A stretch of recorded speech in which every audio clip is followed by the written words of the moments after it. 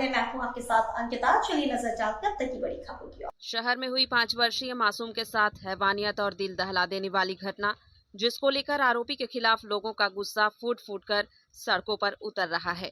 Auto चालक राजू को फांसी की सजा देने और मकान पर बुलडोजर चलाने की मांग को लेकर गुरुवार को अखिल भारतीय विद्यार्थी परिषद के कार्यकर्ताओं ने थाने का घेराव कर एसडीओपी शिखा भलावी को एक ज्ञापन सौंपा है। साथ ही कानून व्यवस्था पर भी सवाल उठाए गए हैं। ज्ञापन में कहा गया है कि यातायात पुलिस पहले से इन ऑटो चालकों को चरित्र सत्यापन लाइसेंस, फिटनेस के कागजात समय समय पर देखती तो शायद ऐसी घटना घटित नहीं होती। प्रबंधन पर ऑटो चालकों पर निगरानी रखने की बात कही गई। बिना फिटनेस, बिना परमिट और ओवरलोडिंग ऑटो रिक्शा, स्कूल वाहन पर तुरंत रोक लगाने की भी बात कही गई है। साथ ही छात्र छात्राओं की सुरक्षा पर भी दिशा निर्देश जारी करने की मांग कार्यकर्ताओं ने की है। शिक्षा संस्थानों में बैठकर नशा करने वाले असामाजिक तत्वों पर कार्रवाई कर शैक्षणिक वातावरण को सुरक्षित बनाए जाने का ज्ञापन में कहा गया है। वही ज्ञापन के माध्यम से चेतावनी भी है कि अगर मांगों पर विचार नहीं किया गया तो विद्यार्थी परिषद के कार्यकर्ता जन आंदोलन करने को मजबूर होंगे। बता दें कि एबीवीपी कार्यकर्ताओं ने आरोपी को सख्त से सख्त सजा दिलाने की मांग की है। साथ ही कहा है कि जिस तरह से समाज में भय का माहौल बन गया है, उसे रोकने के लिए प्रशासन को आरोपी के मकान को ध्वस्त करने जैसी कठोर कार्रवाई करनी चाहिए। सचिन दीक्षित की रिपोर्ट। हुआ है तो मेरी सरकार से ये मांग है कि उसको जो फांसी मिली है, फांसी तो अभी नहीं मिली है, सिर्फ जेल मिली है, तो मैं ये चाहती हूँ कि वो जेल से या तो निकले ना, और निकले तो ऐसा निकले कि उसको एहसास हो कि उसने क्या किया है।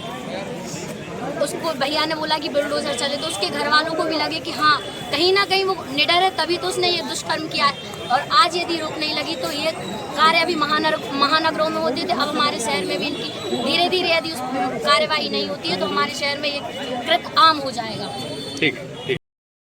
आज अखिल भारतीय विद्यार्थी परिषद ने आपको जैसा ध्यान में है कि विगत दिनों 5 वर्ष की छात्रा के साथ उसी के ऑटो चालक ने जो स्कूल ले जाने और लाने का काम करता था, उसने उसके साथ दुष्कर्म किया है और ऐसा निडर का काम ऐसा काम किया है कि जो आरोपी को सिद्ध करता है कि वो आज निडर हो चुके हैं। उसी को लेकर हमने आज पुलिस थाना घेराव किया है और ये मांग की है कि ऐसे सभी लोगों पर और उस आरोपी पर घर गिराने की कार्रवाई की जाए। उसको शासन से ये मांग की है कि उस पर जल्द से जल्द फांसी दी जाए।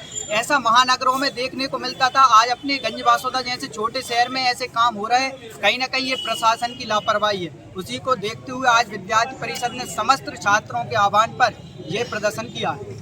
आपने शिक्षा के मंदिरों में नशाखोरी की बात की है, क्या मांग?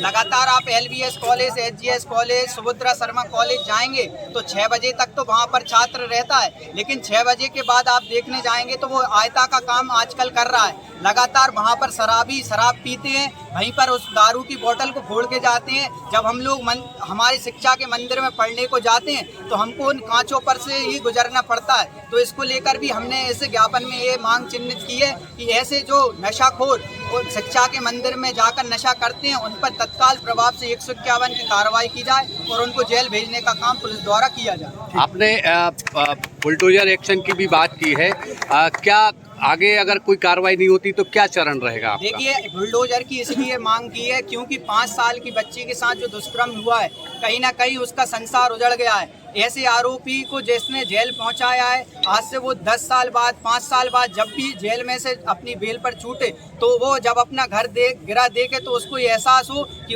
उसने किसी की जिंदगी के साथ घिनौना काम और उसकी जिंदगी से खेलने का काम किया है। इसलिए हमने बुलडोजर चलाने की भी प्रशासन से मांग की है।